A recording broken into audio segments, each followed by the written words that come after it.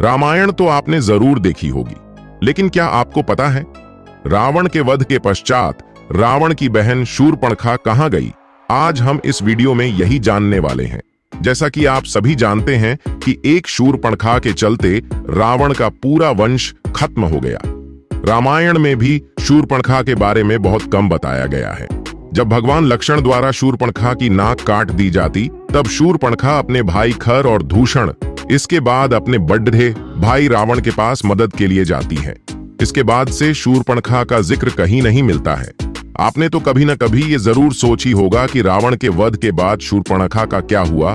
तो चलिए जान लेते हैं। उससे पहले जान लेते हैं थोड़ा सुपर्णखा के बारे में। सुपर्णखा सूपनखा रामायण की एक दुष्ट पात्र है। वह रावण की बहन थी। सूपे जैसी नाखूनों की स्वामिनी होने के कारण उसका नाम शूर्पणखा पड़ा। ये आर्षि विश्वश्रवा और कैकसी की पुत्री तथा लंका नरेश रावण की बहन थीं।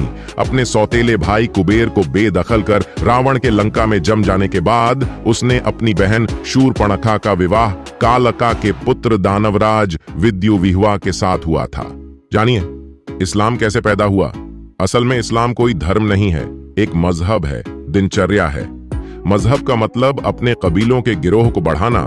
यह बात सब जानते हैं कि मोहम्मदी मूल रूप से अरबवासी है।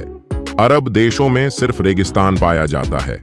वहां जंगल नहीं है, पेड़ नहीं है, इसीलिए वहां मरने के बाद जलाने के लिए लकड़ी न होने के कारण जमीन में दफन कर दिया जाता था। रेगिस्तान में हरियाली नहीं होती।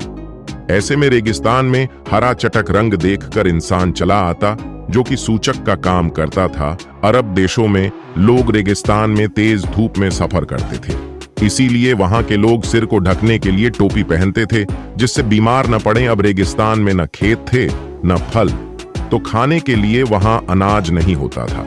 इसीलिए वहां के लोग जानवरों को काट कर खाते थे और अपनी भूख मिटाने के लिए इसे कुर्बानी का नाम दिया गया। रेगिस्तान में पानी की बहुत कमी रहती थी, इसीलिए लिंग साफ करने में पानी बर्बाद न हो जाए, इसीलिए लोग खतना कराते थे। सब लोग एक ही कबीले के खानाबदोश होते थे, इसलिए आपस में भाई बहन ही निकाह कर लेते थे।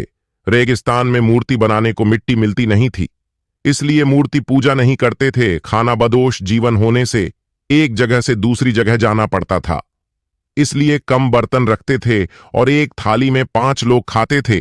कबीले की अधिक से अधिक संख्या बढ़े, इसलिए हर एक को 4 बीवी रखने की इजाजत दी।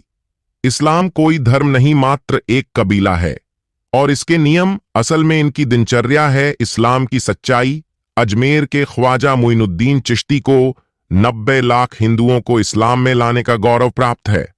मोइनुद्दीन चिश्ती ने ही मोहम्मद गौरी को भारत लूटने के लिए उकसाया और आमंत्रित किया था। अजमेर दरगाह वाले ख्वाजा मोइनुद्दीन चिश्ती ने किस तरह इस्लाम कबूल न करने पर पृथ्वीराज चौहान की पत्नी संयोगिता को मुस्लिम सैनिकों के बीच बलात्कार करने के लिए निर्वस्त्र करके फेंक दिया था, और फिर पृथ्वीराज चौहान की वीर पुत्रियों ने आत्मघाती बनकर मोइनुद्दीन चिश्ती को 72 हूरों के पास भेजा था।